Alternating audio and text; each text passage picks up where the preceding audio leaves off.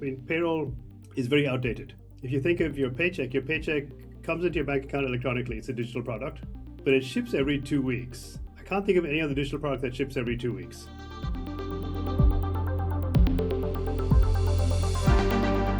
Hello, everybody, and welcome back to This Week in FinTech.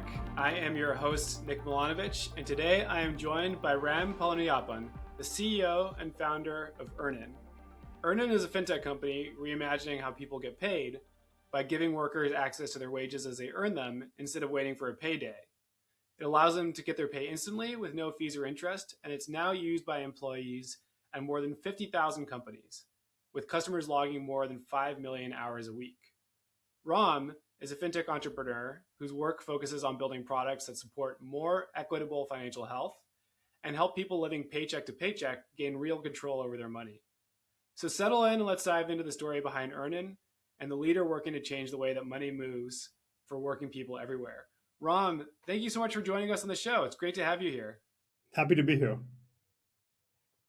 I see you've now been the CEO and founder of Earnin for 13 years. Maybe if we wind back the clock a little bit to the beginning, let's start with how you discovered the problem that Earnin is solving to begin with.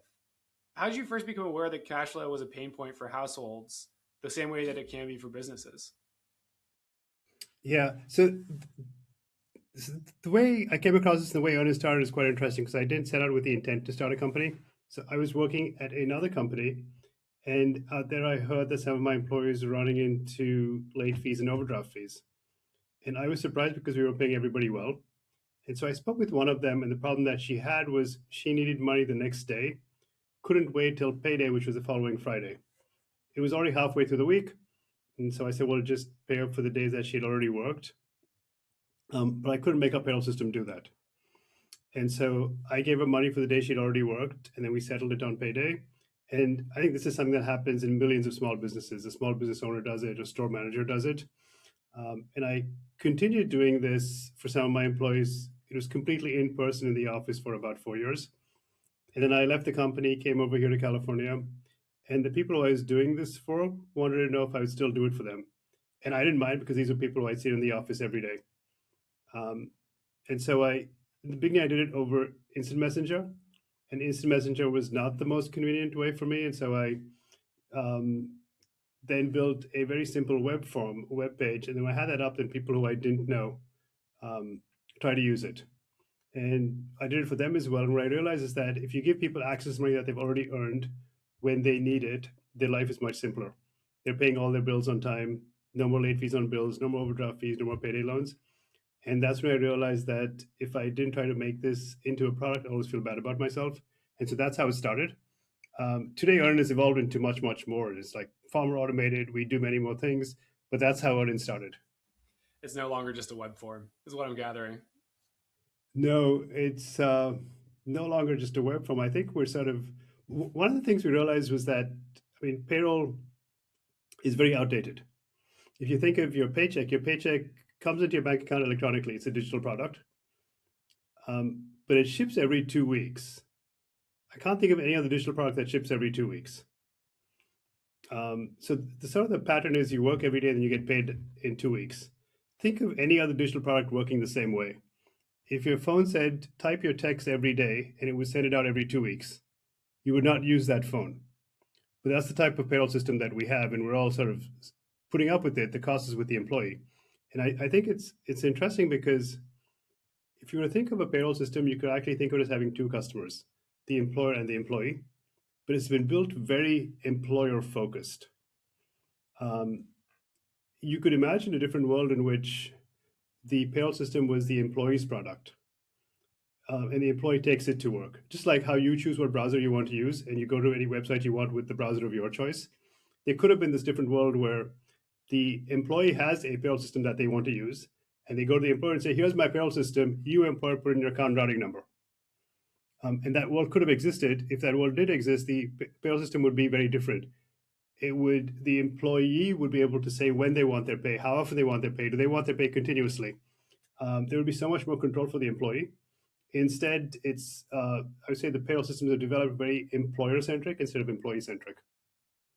You know, it's interesting. I feel like a lot of FinTech is us essentially unlearning practices that we've accepted as a given just because that's the way that things have quote unquote always been done, even though those practices change.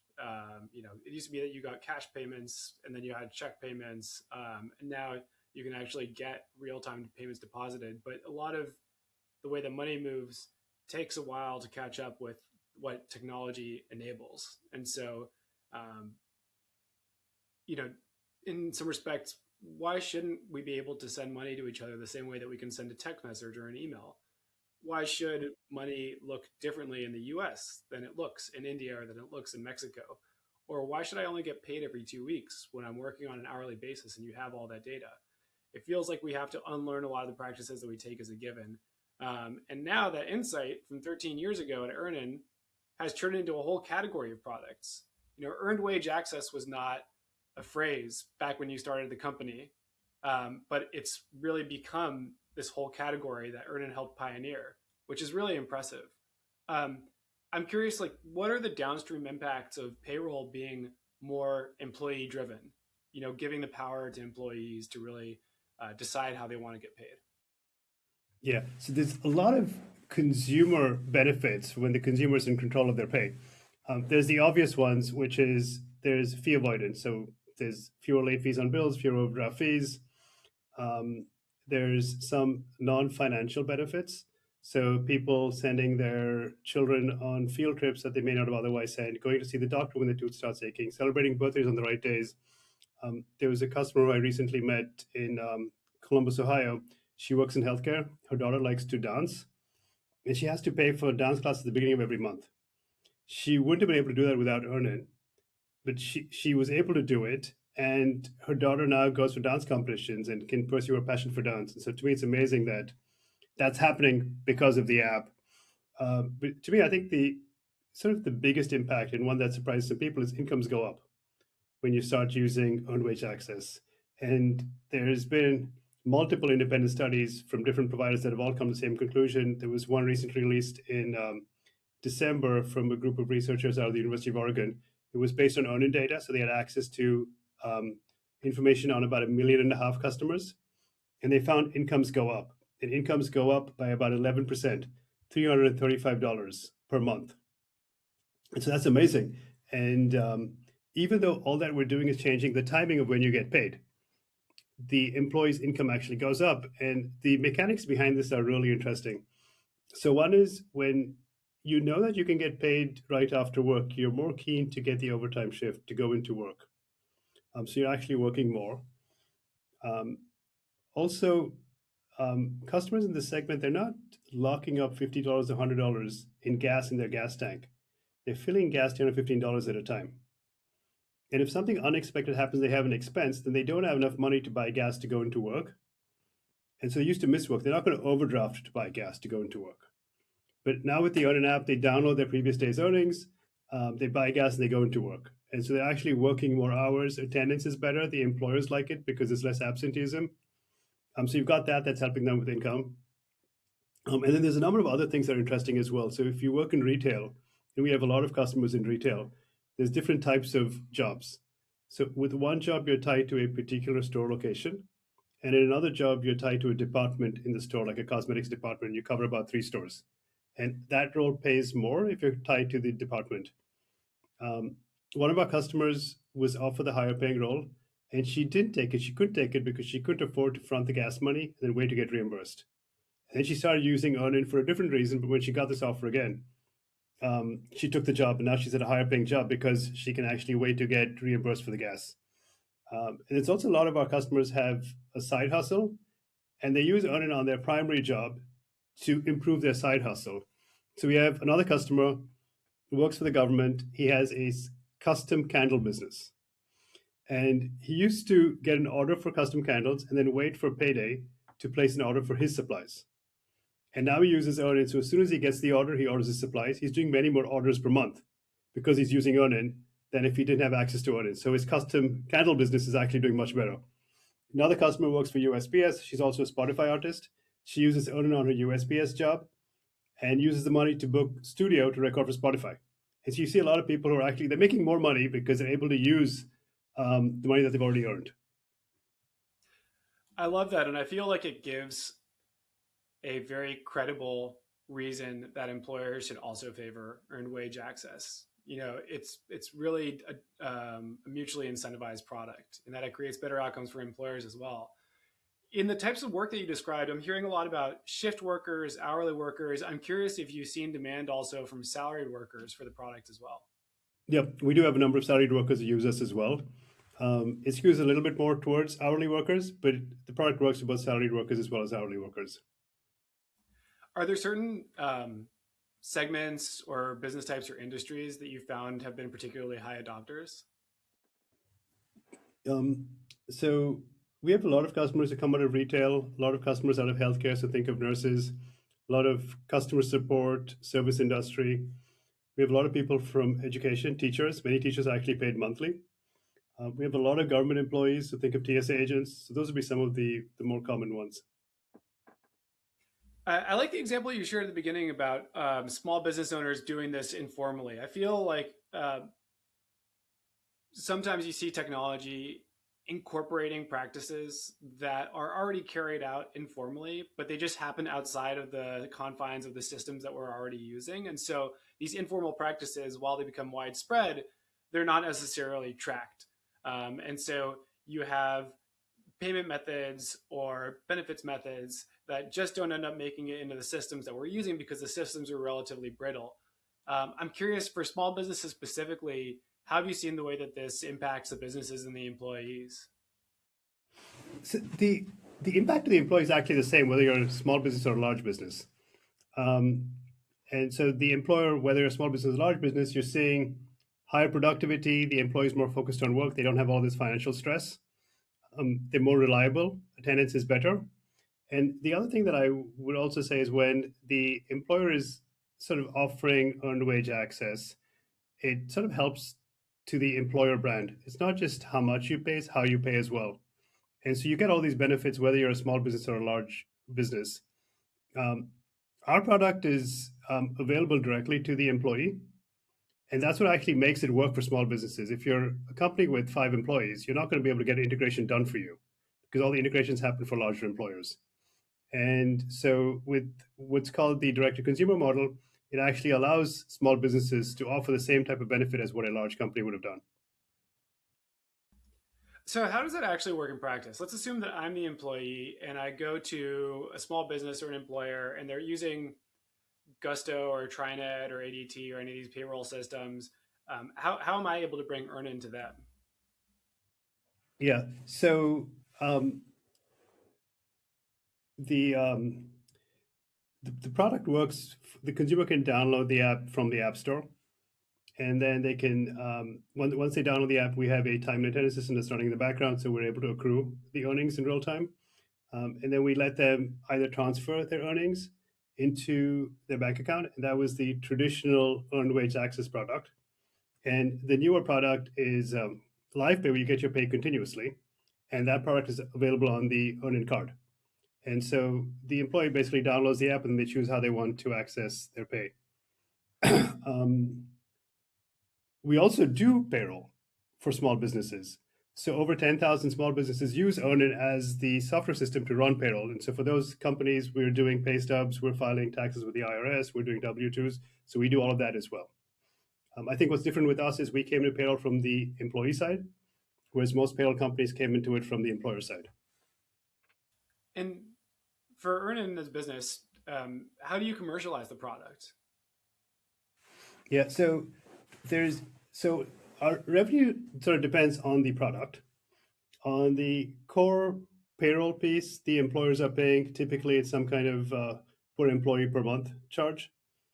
On the consumer products, it's largely monetized through the consumer side. So with the earned wage access product, we call it cash out. We allow the customers to take their money out via ACH for free. So if they ask for it early enough in the morning, they can get it the same day. If it's later, it's the next day. And for some reason, ACH doesn't work on weekends, which is a completely different discussion. It's not like someone's actually moving files over. But if you ask for it on a Friday night, then it's going to show up on Monday if you want to do it ACH. Mm-hmm. So there's no charge for ACH, and we let customers give us a voluntary payment for that service.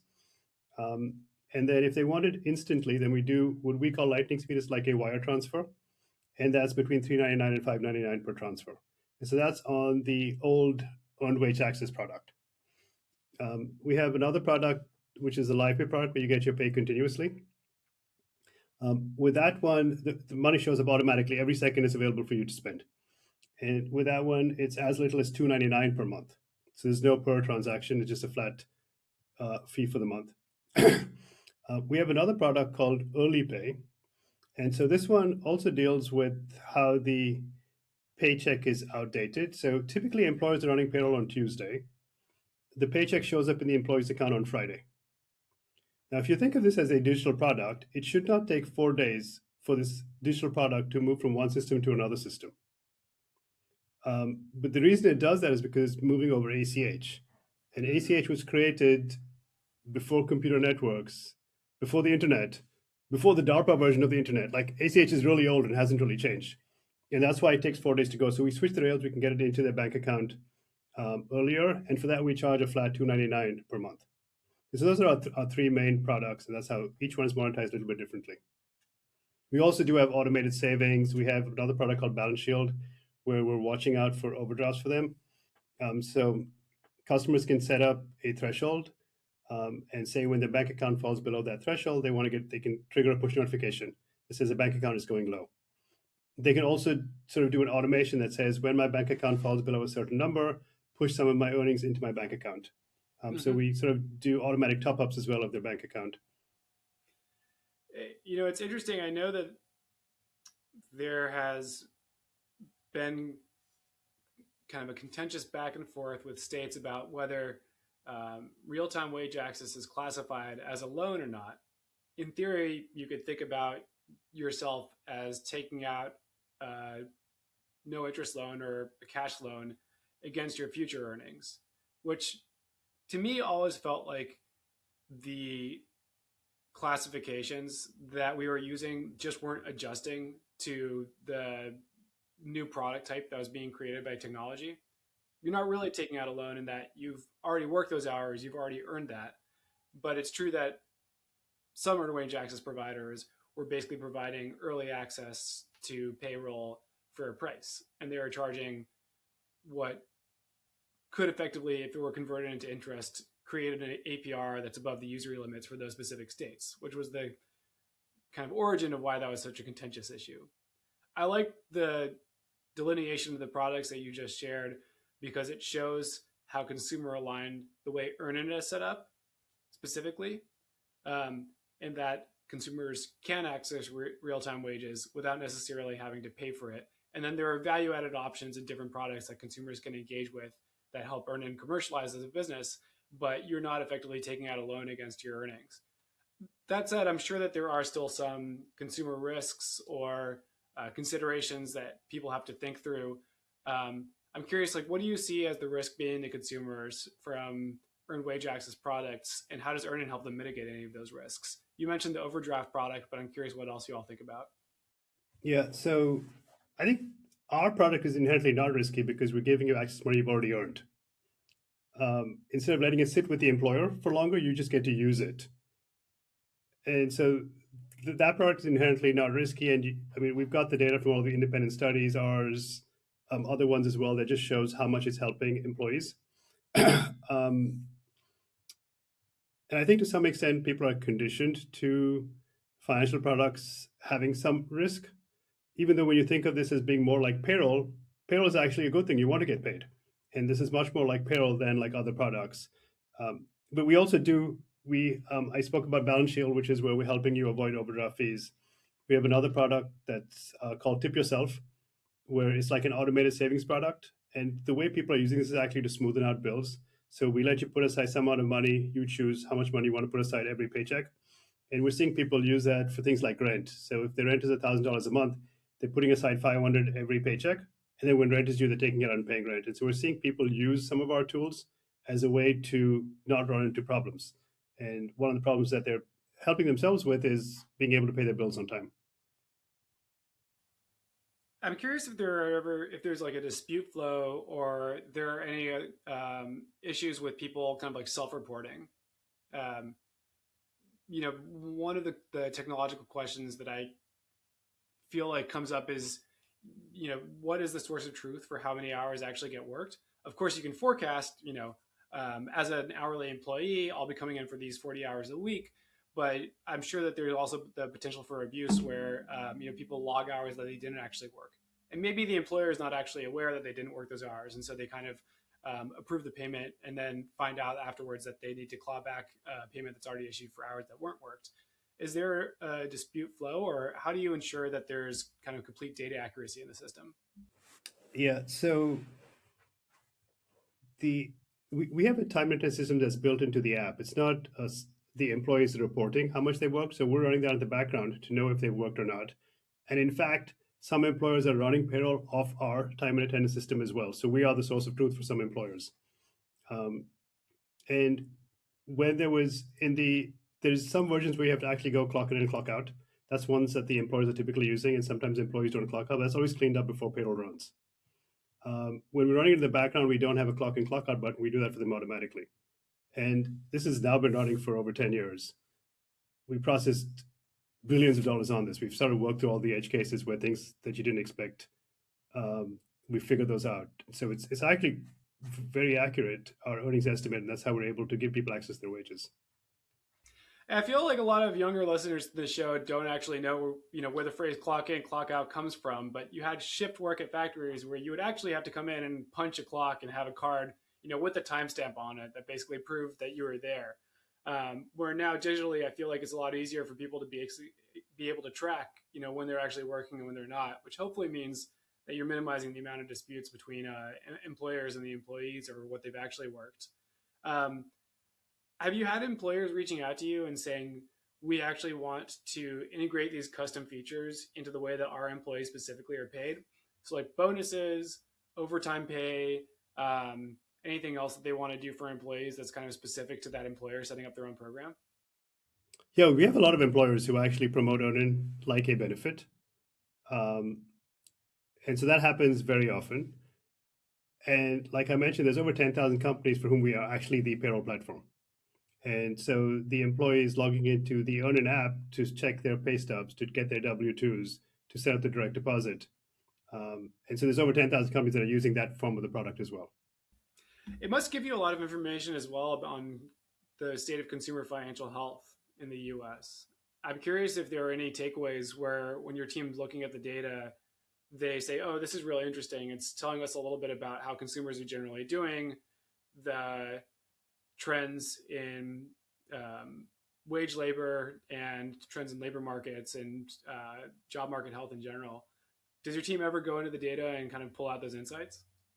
We do it sometimes. I mean, we generally watch how the consumer is doing. And I would say over the long run,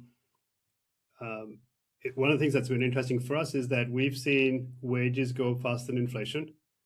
And some of that might be because of the income boost that you get from using Earnin, which has been documented separately by these studies, that when someone comes into Earnin, they've done it with effectively a holdout group that did not have Earnin but was similar, and saw that there was a difference in wage. But when we look at our customer base, we do see wages going up faster than inflation.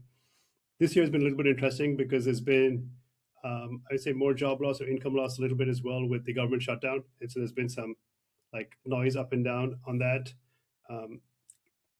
During COVID, we actually had data every day on whether people were working or not. And so the administration then actually used our data to help formulate the COVID response policy too, because we're one of the few real-time data sources on whether people are working or not. That's super interesting. Have you found that there are a lot of different branches of government that are interested in reaching out to partner with Earnin and are interested in getting a better understanding of labor dynamics based on Earnin data? Yes, we do speak with a few different government departments for them to sort of use the data to formulate policy. And you mentioned the studies that you ran earlier in the conversation. Who'd you work on those studies with, and did you end up approaching them, or were they looking to understand just kind of labor dynamics and reach out to you? Yeah, so the one that I mentioned that came out in December is Jonathan Davies from the University of Oregon. He's a behavioral economist. He's done a lot of labor-related work, does quite a bit of work with the Army. And so we spoke with him and sort of gave him access to the data as well. Um, the other study that I mentioned was not our data set. It was from a different provider and a different group of researchers out of UCLA. But their findings were very similar. Um, the University of Oregon study found that incomes went up 11% based on Earnin data.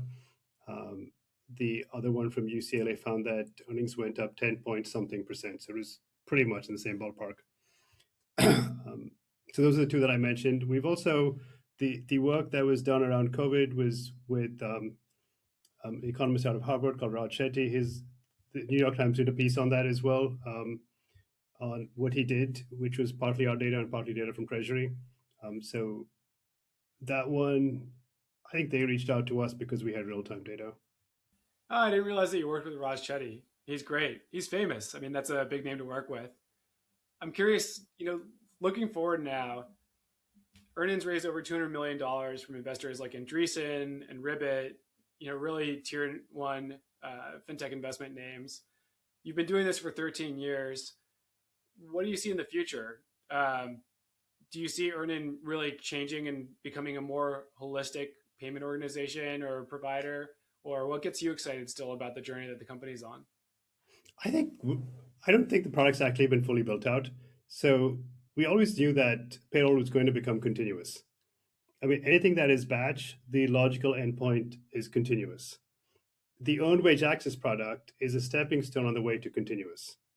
And so we built out our version of earned wage access, was always built with the intent that it would become continuous. And we launched that product last year. So I think there's that. I think we also see how payroll, which has traditionally been an employer product, could be an employee product. And so we're building out a lot of employee facing payroll pieces, which are things like early pay, live pay. And there's more coming on that front as well. So I feel like we still have a lot of work to do to get payroll to work the way it should work. What about cross border?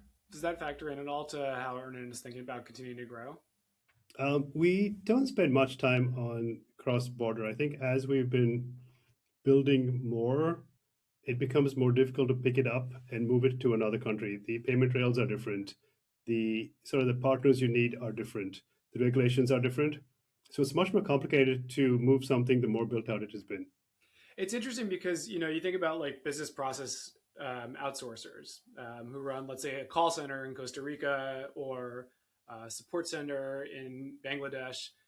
That's hourly shift work. It's for American customers, but the BPO is basically using international labor, and so you have to move some Mm-hmm. money across borders for hourly work. It feels like as much as Earnin has done and as big as the company is, there's this huge untapped potential. But like you said, different regulatory environment, different licenses that you need, different organization that you need to stand up entirely to be able to work in those countries, and then probably different rails. I'm Mm-hmm. curious, what are the service providers and the rails that Earnin is built on? The products that you discussed involve a lot of nuanced providers for different facets of money movement. Being able to create a rules engine, for instance, that automatically moves money to the right account for overdraft payments is very different than being able to debit a payroll system in order to get somebody access to their money in real time. What does the stack look like if you break it apart? I think in terms of the rails, we use most of the money movement rails. So we use ACH, we use push to card, OCT if it's on Visa. We use RTP. So we use a lot of different money movement rails. We use debit rails quite a bit. On the tax side, which you mentioned, we do the tax calculations. We have our own tax calculation engine. We're IRS certified to calculate tax in every jurisdiction. That is of absolute no value once you go outside the US. So there's lots of things that we built that are very US centric. Is there a strategy to become a little bit more of a modular embedded provider? So much of what you described, I feel like, could be an Earnin product, but it could also be a powered by Earnin product where you have conventional payroll providers that take the tax compliance product from Earnin or take the real wage access product from Earnin and basically resell it to their own customers. Yeah. Um, so on the employer facing product, it's actually offered by maybe 10 or 11 different payroll companies, are powered by our payroll system.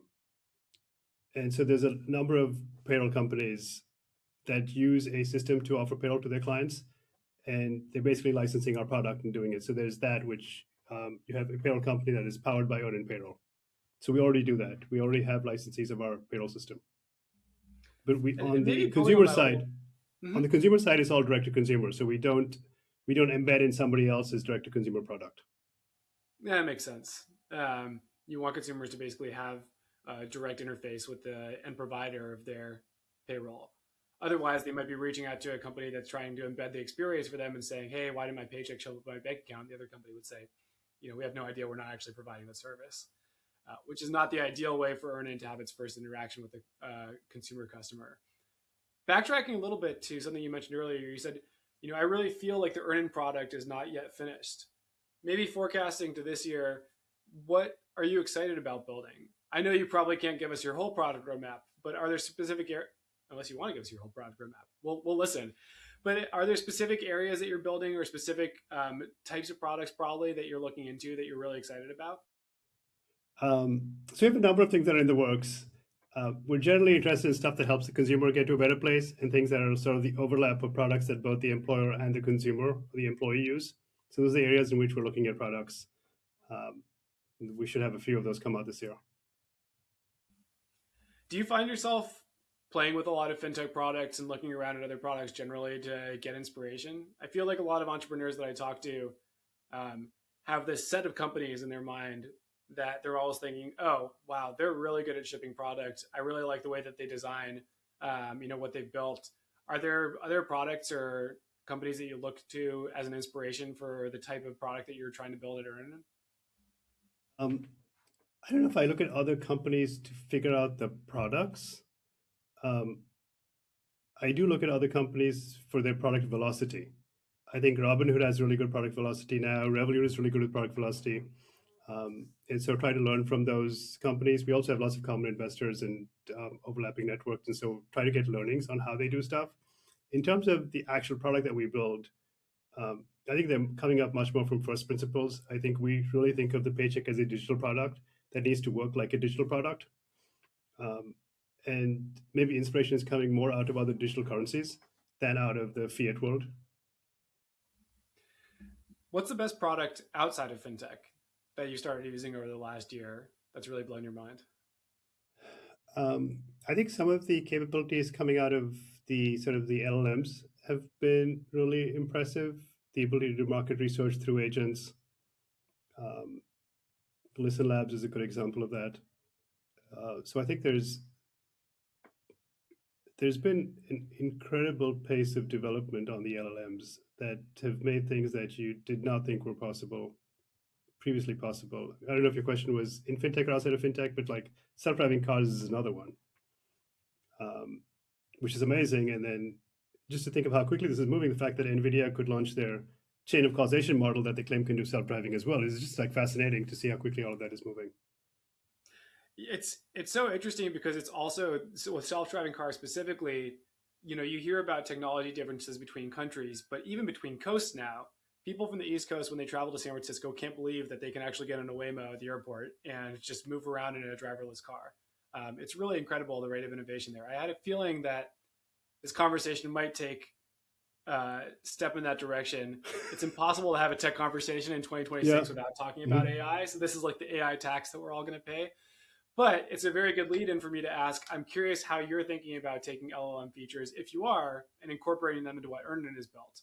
If there's any generative AI component, or if you're just using machine learning to make a better product. There's first different categories. I think there's a lot of things that were being done previously that you can now do in a more automated way because of AI. And so you can put all of that in the sort of the category of efficiency. The code generation tools are pretty good. Customer support tools are pretty good. And so you can sort of get more efficient with each of those. And quite often what that means is that you're doing much more. If you can write code faster, it doesn't mean you're writing less code. It means you're actually taking on more projects and trying out more things because it's less expensive to try more things when you can develop the code faster. So I think there's that. There's AI inside the product where I don't think we've sort of got a lot of that going on still, where the product itself is an AI product. Um, and then there's AI decision making instead of just doing, where the AI is making the decisions. I feel like that's an area that we have not yet got into as much. Do you see that being on the roadmap in the future, or is it kind of an area that you're watching to see how different products instantiate AI decision making, but you don't really feel like the product is there yet. I don't know if the product that we have is there yet for us to take it out to customers. We have a lot of things that are sort of in like a labs format that employees use, but not all of those actually make it out to consumers.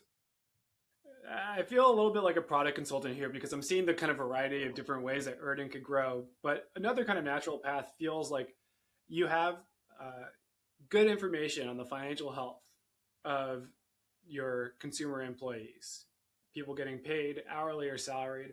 It feels like you can build a really valuable financial health product around this. Do your customers ever use Earnin as kind of a personal financial management tool or to gain insights about their own finances? So we have some very lightweight things that help you sort of do, we call them financial calculators. And you can figure out what kind of car you can buy, what kind of house you can afford to buy, or house you can rent, or how do you pay off your credit card, how long is it going to take you based on your income. We have the ability to get bill reminders of all of your upcoming bills. And so we can actually show you all of your bills and show you how much money you already have for your bills. Um, I wouldn't put that in the sort of the category of like the LLM driven AI products. Um, there, some of them might be more machine learning, some of them may just be heuristics or calculations. So they help with financial health, but they're not yet LLM based financial health pieces. But we do have really good insight into the customer. We're one of the few companies that's actually full cycle from taking money out of the employer's bank account till you spend it. Typically, as an employee or as an individual, you would go to the payroll system to figure out how much you're making and how much you're paying in taxes and what your deductions are. Then you go to your bank account to see where your money's going and your bill pay and stuff like that. Then you go to your credit card to look at all of your daily expenses. We have all of that. Customers can choose if they want to use all of that or only some of that. But for some customers, we have the full cycle. And so it's from a point of view of like context, we have much more context, but it's not 100% context. If you think of how do you make decisions, your purchase decision is not based only on all of your financial accounts. You might see something on sale at Amazon. You might have heard about something from somebody else. And so the context you need to actually make financial decisions is still very fragmented. That you can't actually, I think it's very tough still to get into automating decisions because of how fragmented the context is. We do have a lot of context, but I don't know if we have sufficient context for a lot of financial decisions. Yeah, it makes sense. You know, payroll is one big factor, but you have to think about assets, you have to think about goals, you have to think about costs that aren't appropriately captured in any kind of data systems. And it's hard to move without that information to make a recommendation to your end customer. You don't want to do that in Mm-hmm. an irresponsible way. The other technology that keeps coming up, especially in a fintech context, given that it's 2026, is stablecoins. I'm curious whether you've seen any demand from your either consumer or business users to start facilitating stablecoin transactions. Um, we haven't heard much yet in terms of customers asking for it. Um, it doesn't mean it's not there. I feel like customers mentally bucket companies into crypto or non-crypto. If they want something that is crypto, they go to a different set of companies rather than asking their traditional companies to do it. You do see some companies using the crypto infrastructure to do fiat-like transactions. So stablecoins is one of those where the stablecoin could be the way in which you move money over the weekends because you can't do it via ACH or wires. But it's behind the scenes to the consumer, and it's probably more useful right now in an international operation where like the friction of sending money overseas is so high. The stablecoin makes it much easier. There's within the US, sending money domestically is not that difficult. ACH is there, RTP is there, OCT is there, FedNow is there. There's a lot of choices. So the relative advantage is still less. So I think that's on the stablecoin side. And then you have the other question on sort of the store of value, where you have fiat currency that loses value because it's the supply is going up, and we call it inflation. But if you do save money, your savings is probably worth less a year from now than it was today if you save in fiat currency. Whereas if you did save in another currency that was limited supply, like Bitcoin, the chances are that it would be worth more in a year rather than less. But I don't know if people are still thinking in that terms of like, if my life was denominated in Bitcoin, I actually had deflation. And if my life was denominated in US dollars, I had inflation. I don't think it's still got to that point, but at some point you might have customers wanting to save in a way that is not subject to inflation. It's interesting. I was surprised to hear that wage growth has actually outpaced inflation over the last year because I think there's been a lot of definitely media headlines, but research about the inability of wage growth to keep pace with inflation since around 1972. But it's great to hear that over the last year specifically, uh, there And this has has been been. consistent for the last 3 or 4 years. We're seeing wage growth exceed inflation, and this is on our customer base, recognizing that just having access to your wages faster gives you more income. I mean, that's super interesting because we're, in a maybe not a historically high inflation period in the United States, but definitely a locally high inflation period. And so wage growth is still outpacing it. I'm curious, um, do you feel like that's kind of the segment that Earnin is focused on, or do you kind of pull apart other factors that are driving wage growth to outpace inflation, even in a higher inflation environment? Um, so I think it's tough to actually completely break down the causes of the wage growth. We might have to call Raj Chetty now. But from the Jonathan Davis paper, he's been able to create um, a light group that was not exposed to earned wage access. And then he's got the Earnin group, and the UCLA paper had the same thing: is they had people who it was offered to and people who it was not offered to. They were able to see the difference. They also saw a difference between people who used it versus people who didn't use it. The people who used it saw a higher um, increase in incomes. And so we know that having access to your pay when you want it leads to higher incomes. How much of that actually drove the numbers that we see, I don't know. Um, but that was one of the factors that has led to our data showing higher wage growth than inflation. It may or may not be true for the general population. So interesting. I would love to see the follow up, pulling apart that data and understanding kind of the independent variables there. There's in my mind, there's not an intuitive reason that by default real time payroll should create upward pressure on your wage level. But if that is kind of consistently true across different employment types, that's a really exciting dynamic. Like Oh, that just yeah. And I think we understand the mechanics now as well quite a bit.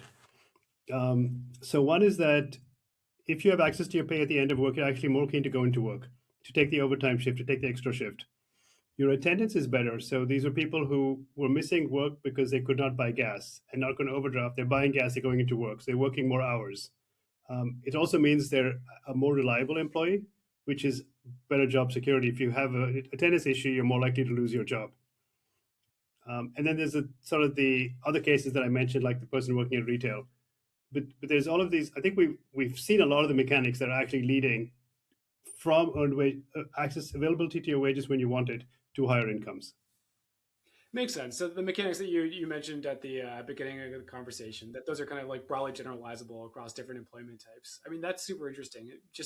It makes you feel like you can kind of flip the contentious state issue on its head and say, the question is not, do we categorize earned wage access as a loan? The question should be, why aren't we requiring all payroll providers to enable earned wage access when we can see that it has a positive impact on employee financial health and on wages? Yeah, I I know also that think we're I think continuous pay is going to be the way payroll works in the future. You're not. I mean, every digital product goes from being batch to being continuous. You saw it with entertainment. You would watch shows on your cable company schedule. Now you do it on Netflix. Whenever you want to watch it, you watch it. The same thing with music, with Spotify. It's going to happen with payroll. Payroll is going to be continuous. You will not have a digital product that ships every 2 weeks. Like there was at some point that'll end, um, and everyone's going to get used to having their pay continuously. It really feels like that's kind of the main disconnect between the analog era of consumer financial services and the digital era now. You just have new form factors, and so it doesn't make sense to have outdated timetables. How big is the team now at Earnin? We're close to 600 people right now. 600 people. And do you see yourself hiring a lot in certain categories this year? Um, I think we have about 100 open roles. Generally, the company is maybe 65% engineering and product. So that's mostly where all of our hiring is. Well, this is something I always like to ask towards the end of a conversation is, as a founder, what are the roles that you're really looking to fill and people you're looking to hire? If you have 100 open roles, it might be hard to narrow down just one or two. But as a shout out to all of our listeners and subscribers, are there any particular roles you're looking to fill that they should reach out to you for? We have a lot of product roles and we have a lot of engineering roles. Like those would be the two big ones. Sounds good. Product or engineering, come work with Ram to build the next generation of wage access and payroll. Ram, I just want to say thank you so much for joining us today. Before we cut off for the day, any final words or any thoughts you want to leave our listeners with? It's been great chatting with you. Always love chatting with people who are interested in fintech in the industry. So hopefully you get to connect with some of your listeners as well. And for anybody who wants to follow up with you, where's the best place for them to find you? Either LinkedIn or Twitter. Well, speaking of LinkedIn, I'm going to leave everybody with a thought from Ram's LinkedIn. If you looked at Ram's LinkedIn and you looked at his title says, "We're all in this together." I think it's a great thought, and it really epitomizes the ethos of Earnin. So Ram, I appreciate you getting us all in this together. Thanks for taking some time out of your busy day to talk with us a little bit more about the Earnin journey. Really good having this conversation. Fantastic. Thank you, Nik.